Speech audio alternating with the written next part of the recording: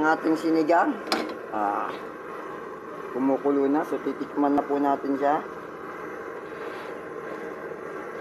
Yun, talagang nanonood yung asin. Alam niyo po ba itong sinigang mix sa sampalok? Talagang gawa po talaga siya sa sampalok eh. Alam niyo po ba ang kwento nito? Umakyat pa ako sa puno para makakuha lang ng sampalok. Nalaglag pa ako niyan.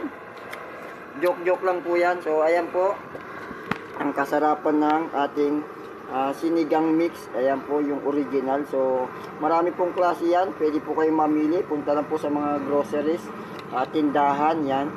Makakahanap po tayo nyan. Ganun din po yung magic sarap natin. Pwede tayong humanap nyan. So luto na po. Siyempre tayo po kapag nagluluto, hindi po natin pinatatagal yan.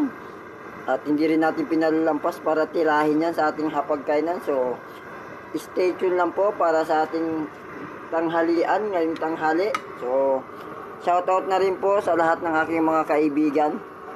Merci Dita, Sabihon Silvestre, ayan, Glory May Aking, pati na rin po kay Jory Naol Cabrera, Nicomedes Cabrera, pati na rin po kay Inday Pipito Cabrera, ayan po, kay Noel Cabrera, shoutout Brad.